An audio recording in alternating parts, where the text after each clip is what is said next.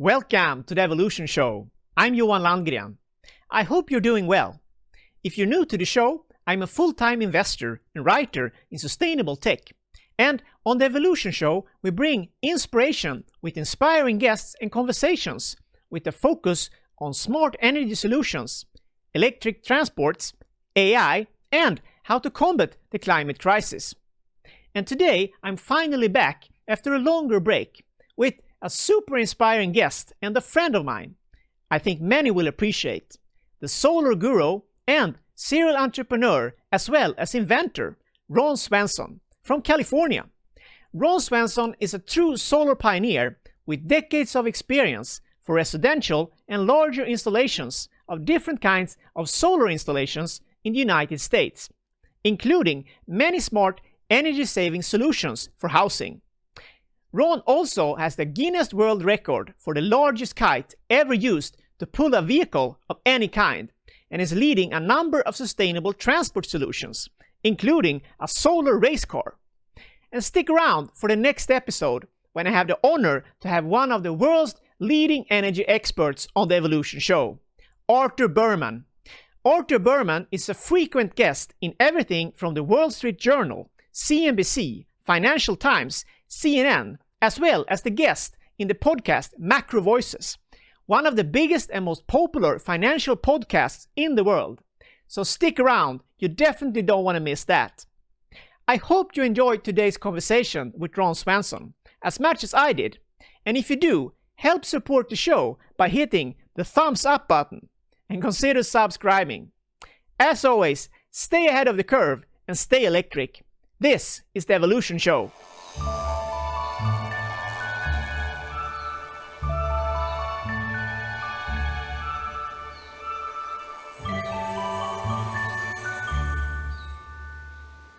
Welcome to the Evolution Show, Ron Swenson. Hello, nice Hello. to see you, Johan. Nice to see you again, Ron. Yeah, I've actually known you since almost, I think, about 10 years. Yes, right. Yeah, I met you during an energy conference in Washington, D.C. back in 2010. Yes. Yeah, and you were already then quite eager to talk about solar technology and a number of other projects. And today we're going to talk about solar energy and your background, and you're a serial entrepreneur and a lot of other things. You are a mechanical engineer from Stanford University. I would also describe you as a serial entrepreneur and inventor. And you also hold a Guinness record for the largest kite ever used to pull a vehicle of any kind. Does that record still stand? It does indeed. It's been next week. It'll be 17 years. We got the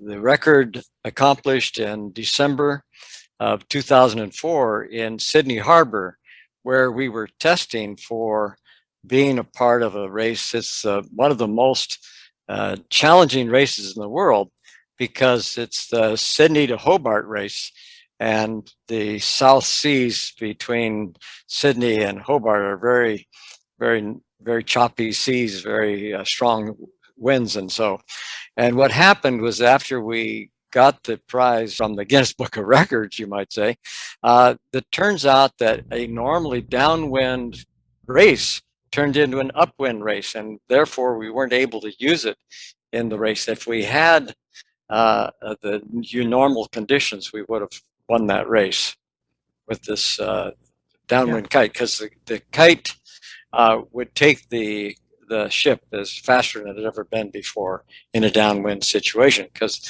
with a kite, you're up in the air, and that means that the amount of wind you capture is quite a bit more, and you also lift the bow rather than plunging the bow into the water. It gives you quite a bit of an advantage. Yeah, and what you're doing right now, you're focusing on different kinds of buildings, smart energy buildings involving a lot of solar technology, obviously. And you have also been working for quite a while with a number of teams, 2 teams at least, on a solar race car, and we're going to come back to that soon. But since I'm Swedish, I thought we could start with your inspiring grandfather, a little bit on your background, because your last name is obviously Swenson. And so could you tell us about Carl Swenson? I know that that's your grandfather and that he migrated from Sweden to California around 1900s, right? He came from Sweden 1902 to the United States, and he settled in the beginning in the what we call the Midwest. It's Kansas, Nebraska, someplace like that. And then he moved to Rockford, Illinois, which at that time was a Swedish colony. And he met his wife, my grandmother, there, and they moved. They married in 1909, and then moved to California around 1911, when it was the time of rebuilding from the San Francisco earthquake. So as a carpenter, he started out working in the Berkeley Hills, building homes there. And then he moved out into the Central Valley, got involved with an architect who was very famous, William Weeks, who did a lot of libraries and schools and, public buildings, but he also designed a number of high rises. And after my grandfather built a school for with that architect in Turlock in the Central Valley, he moved over to San Jose in 1927 to build a tall building. It was called the Medical Dental Building, a high rise out of concrete at that time. It was about 14 stories. And the building was finished in 1928. He moved the family there while it was under construction. And so our family's had a presence in the construction business ever since that time. Yeah. And it's called the Swenson Group or something, right? Your company. There are several companies now. My older brother started a company, and he called it Barry Swenson Builder after himself. And now that his son has taken over, it's called Swenson Builders. And that's the company that has the name and lights in the Silicon Valley. Yeah. And you're involved, I guess, as well with your solar residential project or projects on housing, or is that a separate company? Oh yeah, that's my own company, and I'm doing it in conjunction with a contractor. The projects I'm actually building right now are in Montana, in southwestern Montana. Southwestern Montana is convenient because it's the closest you can be to here, and still, still get to drive there. And then we've just finished 6 homes and sold them off. And now we're building 10 more, and I'm going to be renting those homes. And behind that comes another group of 15 homes. They're all solar powered, as you mentioned, and they all have orientation to the south, so they capture the sun and even store the heat from the sun during the day on into the evenings. And because they're well insulated, you don't really have a lot of energy costs either, because we've got the electrical from the solar panels on the roof, but we also have the heating provided by putting the windows on the south side of the house. Yeah, and you gave me a tour there recently, actually. It was quite amazing. But could you tell me, I think people will be very interested to hear about the technology you use for kind of natural heating through the windows. You use some form of heating tank to store with water, I think. Could you tell us a little bit about that? Just jumping to Montana straight away. Yeah, okay. It's quite straightforward. In the building, you have, of course, the windows across the south side that have high solar heat gain windows, and a lot of people have heard of low E glass.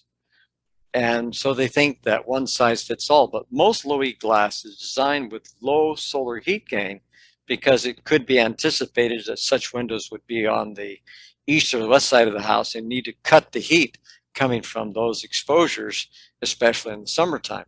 And you don't get much sun on the west side, for example, in the wintertime, because the angle of the sun is more to the south. Okay, so then what we do is by having high solar heat gain windows, not only do you get sunlight through the visual window, but there's another window below which has light coming through it into a tank, which is painted black on the solar side and painted on the back side from the sun inside the living space, whatever color is the color scheme of your home. So if you have a white wall, it's going to be a white tank. If you have a pale green walls, then it's going to be pale green, or as you see fit. And then that tank is 9 inches deep. What's that? 10 centimeters? No, more than that. 15 centimeters, something like that. And it is thereby able to capture and hold the heat from that window. And it's not in your way because it's below where you normally look out. And then you have when the sun goes down, that heat stays in the room and maintains, because the glass holds the heat in, that once it's captured inside the house, glass, like a thermos, it holds the heat in. And then in addition to that, we put extra thermal mass, especially in the ceiling, which is easy, by adding another layer of gypsum board. Normally you have one layer, but now we put two, and that adds to the mass that holds the heat inside the house. And of course, the entire house is well insulated to further solve this. And one more, we put insulation around the base of the foundation, on the outside of the foundation, and we specifically ventilate that space, we call it the crawl space, the space below the floor is also maintained, and it holds its heat from the natural heat below. Yeah, and I mean, you're involved in, you have been involved, and you still are involved in a lot of solar projects. I mean, you told me, I think about a year ago, about the project in California where you were actually kind of integrating, you know, homeless people with, you were at least planning to, with, you know, regular residential.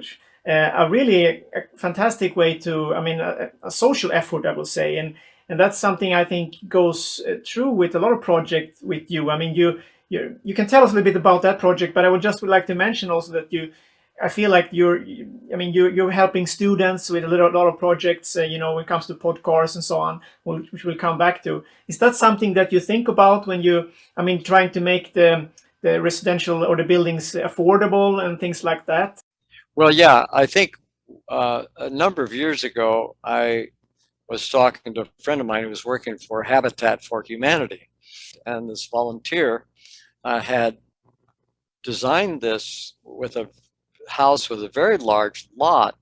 However, the garages were put on the south side to get away from the street, and it turns out that cars don't really need that much heat, especially here in California. And so they heated the cars instead of the houses. And they were designed, of course, with Habitat for Humanity, people of a low economic standing. And here you were imposing on those people from the time they moved in with a very high heating bill, which is absurd. So a part of making low income housing and then low cost housing is to not just look at the initial cost, but to look at the cost over the course of time, whereby you are able to have a nice, comfortable home and not have to spend a lot of money every month on your electric utilities. And the gas, in this case, in California, we still have natural gas as a common part of heating homes. On our case, you just don't need that at all. The house I'm living in now is solar oriented and has very solid insulation, has solar on the roof, that I mean electric. And my home is almost always comfortable. There's only a half a dozen days a year when it gets so cold that I turn a heater on at all. Yeah, I mean, you have installed solar panels across, particularly in California, and a lot of smart energy solutions. Some of them you mentioned here from the Montana. Are there any specific project or some projects you find particularly interesting that you learned from and perhaps would like to share with us here in Sweden? Okay. Well, a couple of things. Number one is that here in California, you see quite a few people who are doing solar systems in parking lots, and they put a solar canopy over the top of the cars, which makes for cooling the cars in the summertime, which is obviously an advantage. But then also have the prospect of bringing more capture area to the buildings that might be next door. What I learned was that by curving the solar array rather than making it flat, it changes the aesthetics quite a bit. And I'm quite pleased to see how that has turned out. A lot of people comment and they see it as a beautification. And so that also inspired our initiative to look at this for canopies on the streets to power a transportation system. So what I've been working on, you mentioned the electric cars, the solar race cars, and you mentioned the solar race cars, which we started getting interested in back in the early 90s when there was this big race going across Australia. And I found myself, through a set of unusual circumstances, I found myself in Mexico City working with a group of students there, and a very, very capable young woman who was the instigator of the project together with me, Beatriz Padilla. And we went out, formed a team, Universidad Nacional Autónoma de Mexico, UNAM. And with that as our headquarters, we recruited a group of students. We went across the United States in 1995, and then from north to south of Australia in 1996. And it was a remarkable project that, in fact, led to another program, which is to do this on the streets and cities. And I worked myself into a unique situation where I was giving lectures to a group of incoming freshman students at San Jose State University. And when I got a call one day from a professor there, he said, "We're planning to do an electric vehicle program. What do you have to say about that?" So I came to a meeting, and it turns out that they were intrigued with my idea that we build a transportation system that's, rather than on the roads, it's elevated. And by so doing, elevating, we are able to eliminate the safety problems that you have with vehicles on grade. And by having small vehicles that go to an offline station, you're able to have the convenience and the speed of a regular automobile system. So we're in a completely different league compared to the regular electric cars. Yeah, and this moves us to my, follow-up question. I mean, you're one of the founders of the so-called Podcar City conferences. So I attended two of them. First in Silicon Valley in 2015. It was fantastic. I met a lot of people. One of them was your good friend Douglas Malevicki, who also has been a guest here on the show. But could you share perhaps for people who don't know what Podcars are? It has a connection to Sweden as well, because one of the co-founders is also Christer Lindström. So could you please tell us what's Podcars? Well, the term Podcars was invented by Christer Lindström, and we have had for the last over 14 years, starting in 2007, a conference every year called Podcar City. And in fact, that conference starts with a reception a week from today, and it will be in Atlanta, Georgia this time. For the first time, I'll be attending by Zoom, and we have a strong lineup of people who are involved in this field. Now, Podcar concept was initially conceived around the 1950s. And the idea was, just like an automobile, instead of having to collect 100 people to go somewhere together, like you would in a train, or maybe 30, 40 people in a bus, in the case of a pod car, you only need the people you would naturally go with. So if we're all going out to dinner together, they say a group of 5 friends or something like that, you can pile into one car and off you go. And the difference, furthermore, is, as I mentioned a moment ago, you do not have to wait for everybody at a station for the way to clear. You have offline stations. And by having offline stations, it changes this from a public transit system where everybody has to wait 15 minutes for the next bus or train to come along. And instead, you come on demand, just like it would be with a taxi. So I arrange for a vehicle to be there in 5 minutes. I'm there in 5 minutes. We hop on board as a group and we go to our destination, get out, and go to our dinner party together, for example. Now, the other thing is that instead of being so costly like a train, by going above the street, we don't need any special rights of way. We can use existing streets as rights of way, and we don't have to tear down any buildings. We don't have to, disrupt commerce on that street for 5 years while somebody puts in the rails or digs a tunnel or cuts and covers for a metro system. And as a result of that, with that low cost, we can build a network that's all over town. It's not dependent upon you just one corridor and only accommodating that small group of people who are living on that corridor. Yeah. Instead, you have this mesh all over town. Yeah, and this, perhaps we could talk a little bit about the Spartan Superway, because I mentioned you have been involved in this student project, international student project, that it has its headquarters, you could say, in San Jose University, and it's still ongoing. Could you perhaps tell us a little bit about the Spartan Superway project? Sure. Well, as I mentioned, Professor Furman, San Jose State, invited me to a meeting to talk about electric vehicles.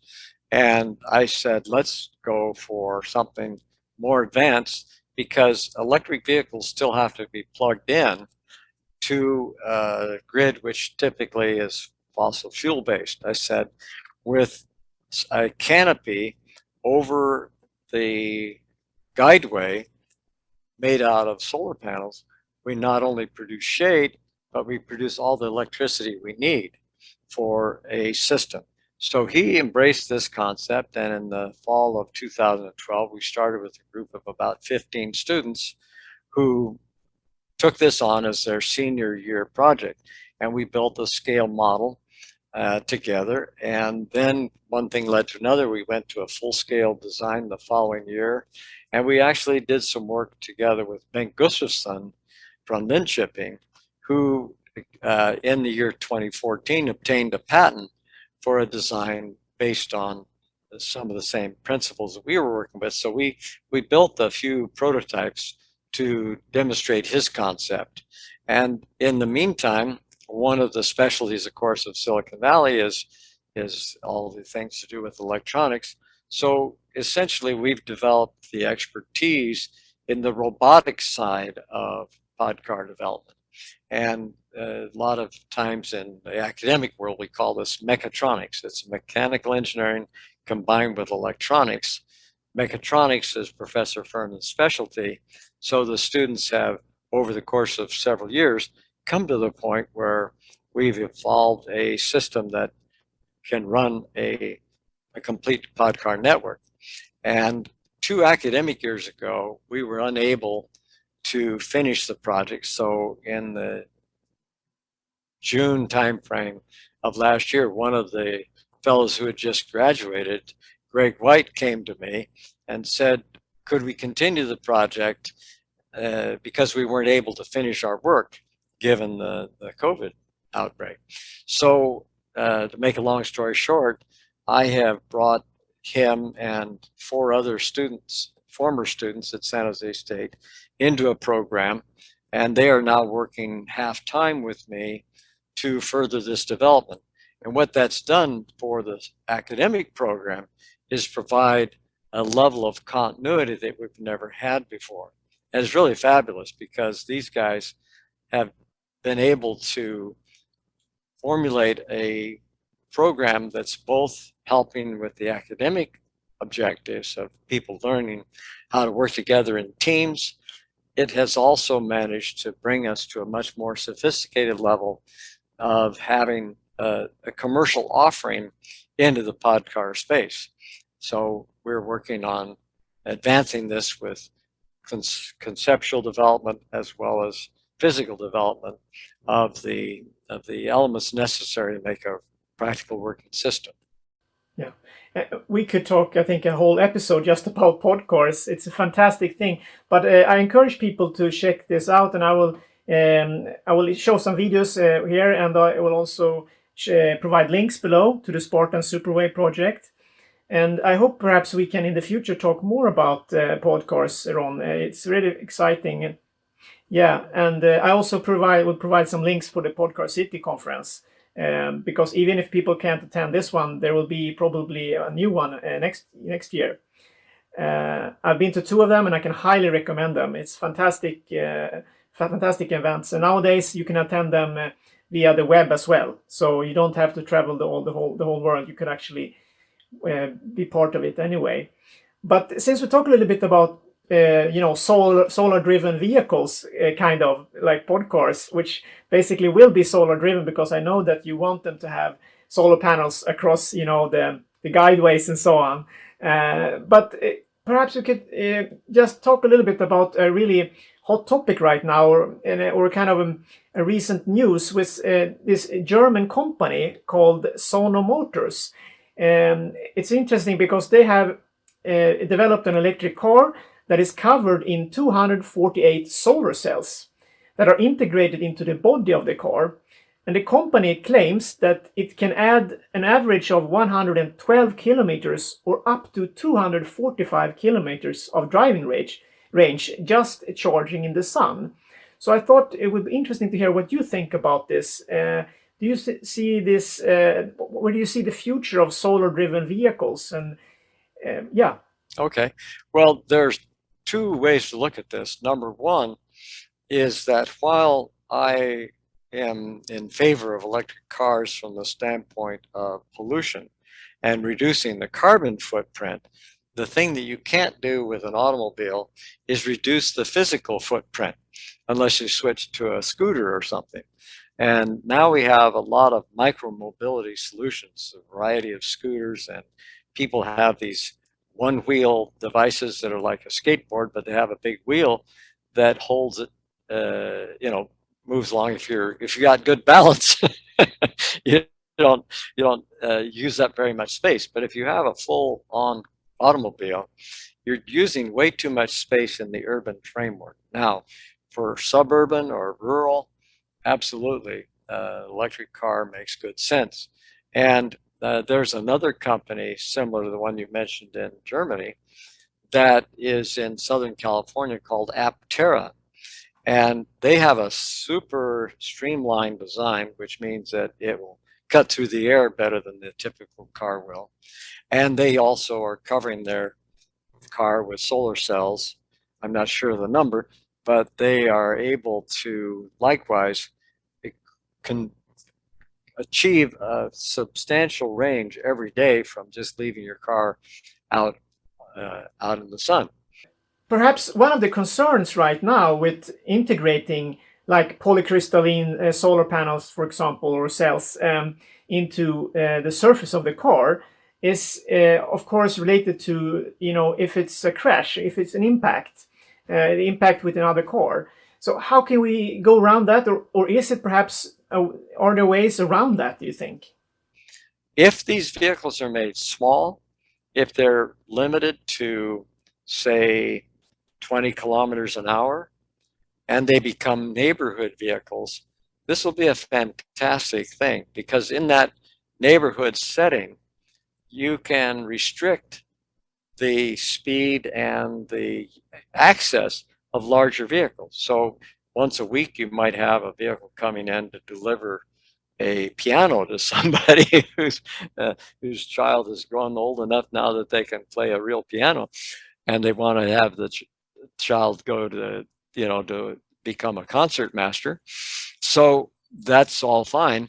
And I say, if we're going to continue to use automobiles in any way, shape, or form, we have to really rethink our neighborhoods and rethink where we put our fast vehicles. I say fast vehicles go overhead, maybe a little bit underground, but underground is extremely expensive and only works in really dense locations, in my view.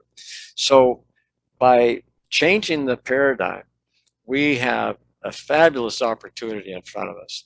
And yes, we can have the kind of system you're describing. A solar-powered automobile is fine as long as everybody is driving that type of vehicle. But if some people are driving Mack trucks and some people are driving... Okay, so Sono Motors or Aptera, those folks are going to have a fine time if they put these vehicles into a proper setting. But if they're mixed up with Mack trucks and the like, we're in real trouble. Buses, I mean, we have these people who are promoting complete streets. And the idea is you can have a street where you can combine the use of buses and trucks and people pushing baby carts, somebody riding along in a scooter or bicycle, wheelchair. It's all possible. Well, this defies the laws of physics, I'm sorry. And I've stood in a demonstration where people have a mock-up sidewalk cafe, and just next to me, 2 feet away, is a bus going by that weighs 40, 50,000 pounds, 50 tons. And people just go, oh, don't worry about it. No, that's not so. We have to pay attention to the laws of physics if we want to have a safe transportation system that's energy efficient, irrespective of what powers the thing. So I see this by going to solar and going to an elevated system, we have a whole new range of options available to us. And I could add, of course, obviously, I also believe we can have automated transports like cabinless heavy trucks. I invested in this company behind me, Einride. Yeah, and they don't even have a cabin, and they are talking about a similar problem. Ways forward, like you still have a human driver that is externally sitting somewhere else, and to control and to be able to take over the truck when it's necessary. But they're also teaching this truck to go very slow at the beginning, obviously. But I also think that, like you said, the challenge is when we both have self-driving autopilots or self-driving machines, and we have humans at the same time. That's when the conflicts can arise. But if we have only self-driving vehicles, they can communicate. They will, can decrease the speed when they really should, like humans often don't. They drive too fast. So perhaps that could be I know that you want to have guideways and so on, but perhaps we could have at least automated vehicles as well on the ground. Well, it depends. It comes back to what I was saying a moment ago. What's the lethal speed of a truck? Well, if a big truck carrying a heavy load comes along at 2 kilometers an hour, I can get out of the way. If it's going 10 kilometers an hour, it might bump me and push me aside, but I'm not going to get badly hurt.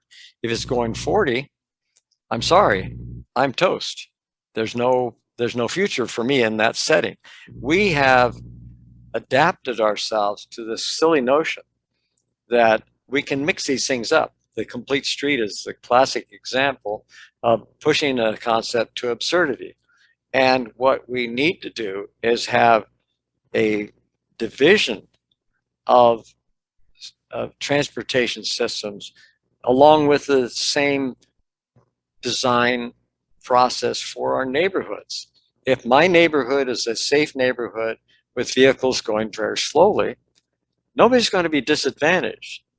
And as you say, if they're automated, then we don't have to worry about somebody who's hot-headed or drunk or something like that deciding to push too hard on the throttle, or even having an automated system where they can override and say, look, I want my automated vehicle to turn into a Ferrari and start racing around. I mean, it's all easy to do with technology. What's needed is human understanding of what the limits are of the laws of physics.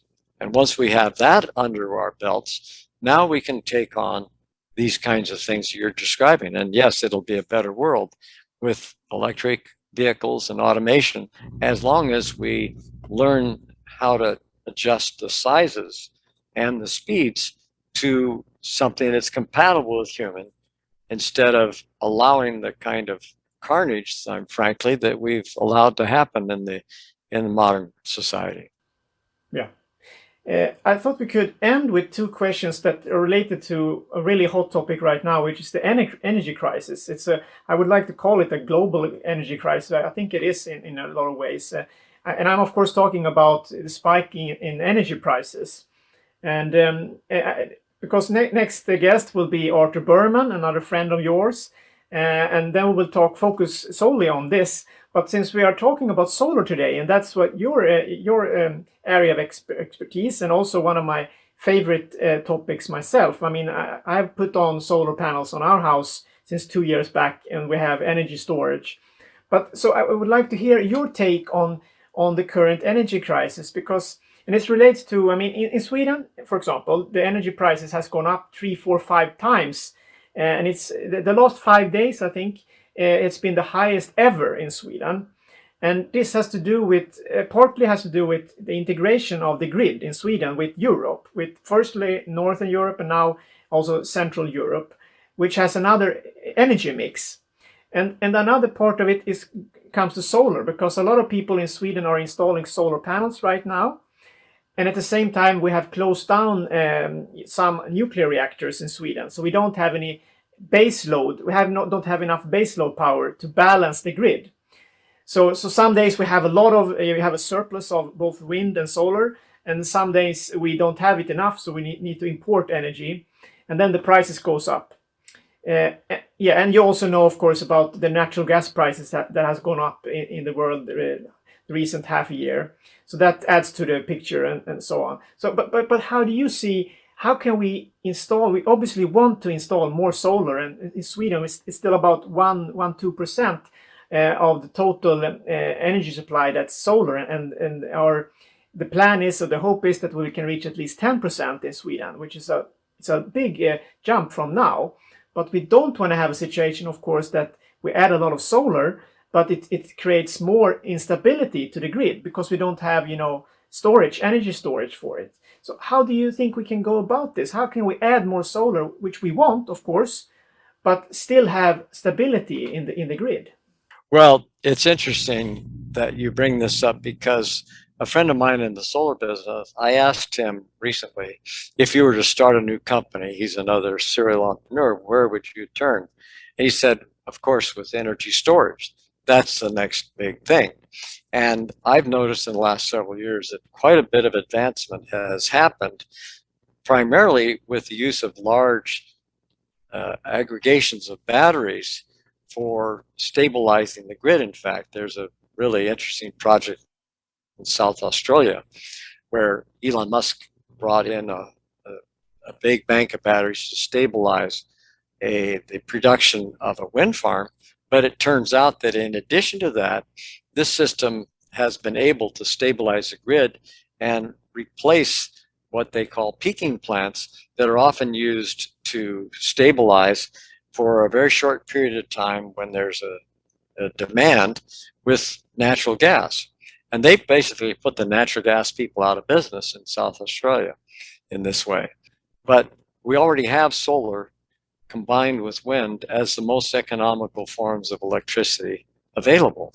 And indeed, there are storage options already on the table, ready to be deployed at economic rates. They're not all based on batteries. Batteries are effective for maintaining millisecond challenges on the grid, or maybe 10 seconds, or maybe a minute or two. But for serious backup load, as you described, reversing hydroelectric, where I pump hydro to a higher point and then bring it back down again, with the folks in Norway, our Norwegian friends, they can help us with that. There's enough of that in Sweden too, in the mountains, to deliver a certain amount of storage. But another form of storage that is under publicized but very significant is heat. And with substantial differences in heat between, on the one hand, a bunch of cold metal, like steel ball bearings, and very hot similar substance, I can generate electricity from that using that temperature difference with a heat pump, and then I can turn it around and go both directions. And so having these options available is going to very rapidly change the dynamics. I'm not the least bit worried about grid stability. I'm only concerned about the stability of our political attitudes. On the internet, you can read a great deal of criticism of solar. And what people don't realize is that every criticism I get, I can turn that into an engineering challenge. So you send me a problem, I'll put my engineers to work on that. That's how we do it. And so somebody says, well, you don't have enough storage. Well, that's a manufacturing problem. And it's not an economics problem, because it's not just about the type of storage that you have to put in an automobile.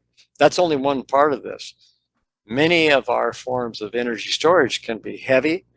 They can be unconstrained by volume substantially. So what's the problem here? The problem is our mindset. And if I told you we had to do it with solar, that's the only option we have. I say solar, I include wind power and hydroelectric power and such as the same solar-driven energy flows. We combine those effectively, and then somebody says, well, I've got a plan B or a plan C. Okay, well, put that on the plate, but let's not wait for that to become a reality. Let's start with what we have. Yeah. And I could add one more thing, of course, is geothermal represents a new approach. And I'm acquainted with people who are doing marvelous things with geothermal, because they've figured out a way and have patented methods for keeping the toxic aspect in the ground and only moving the heat from below the surface up through working fluids and the like. Yeah. Complete transformation there too. A couple of years ago, I invested in a Swedish company called Climon, and they have developed this technology that turns low-grade heat. It could be from industrial appliances, or it can be from geothermal sources like on Iceland and so on, and turn it into electricity. And it's been really successful also in Sweden's biggest ferries between Finland and Sweden. They use them so that where the engines heat in these big ferries are turned into electricity. So they save a lot of energy to run the motors. So I know exactly what you mean. I totally agree. But okay, just finishing off, is there anything more you would like to add? I mean, in terms of perhaps challenges and opportunities when it comes to solar systems, in the energy mix? Well, I just want to finish off by saying that, first of all, it's been a great pleasure to meet with you here today, Johan, and to talk about these things in a constructive way. And I appreciate very much your program for bringing new ideas to the forefront. And in that regard, I think that it's, like I said a little bit ago, the use of renewable energy from solar, wind, and hydroelectric is the challenge of our times, because our grandparents made it through the severe winters of Sweden and didn't blink an eyelash. They just made their way and had no storage systems, no photovoltaics, none of the above. And now we're in a position that we can return to living within a solar budget, just like our ancestors did. And I think that we can look back on their example and understand that if I'm going down to town to have a cup of coffee with a friend, and all of a sudden it gets to be a big snowstorm, well, I might think twice and decide to stay home. And I think too that this is what our ancestors did. If it got a big blizzard outside, you didn't just jump in your car, or you didn't have a car. You didn't ride out into the storm. You waited it out. And I think that there's an opportunity for us now to balance our lives with Mother Nature and not become so expectant that, oh, if it's cloudy today, what am I going to do? Well, do like our ancestors did. Stay home for a day and enjoy your family. Spend your time with your children, and then adjust our society to having the demands that we have match up with the circumstances that Mother Nature imposes upon us. Then we'll be living within a solar budget, and we'll be in a much better way than we were during the fossil fuel era. I totally agree, Ron. And it's a great finishing note. Thank you so much for this conversation, Ron. You're always inspiring me, and you have so many things. We could have mentioned a lot more, but I think we covered a little bit at least of the solar challenges and opportunities, as well as your experience, which is quite remarkable, I would say. I hope I can have you back someday on the show. You're very welcome back to talk about other things we have mentioned before, and I hope we can make that. You mentioned that you're involved in the solar race cars with the team, so perhaps we can have some of the team members back together. That would be fantastic. We'll see what we can make. But thank you so much, Ron. Thank you. I hope you enjoyed today's episode. I surely did, and I think we can learn a lot from people like Ron. Share what you think in the comment section below. I will share more on the solar front in upcoming episodes, including my plans for building a house mainly running on solar energy, and my current wind test on a location for a pretty powerful windmill that I hope I can combine with solar energy and battery storage, as well as many energy-saving features. And speaking of energy, right now most people, especially here in Europe and Southeast Asia, are looking over their energy bills and fossil dependence with spiking energy prices. So I really encourage you to stick around for the next episode here on the Evolution Show, when I have the honor to have one of the world's leading energy experts on the show, Arthur Berman. Arthur Berman has decades of experience, and we have an open discussion to better understand the current and future energy market, and indeed our fossil dependence. Berman is a frequent guest in everything from Wall Street Journal, CNBC, Financial Times, CNN, as well as a guest in the podcast Macro Voices, one of the biggest and most popular financial podcasts in the world. So stick around, you definitely don't want to miss that. And if you like the show, hit the thumbs up button and consider subscribing. It really helps to spread the show to others. As always, stay ahead of the curve and stay electric.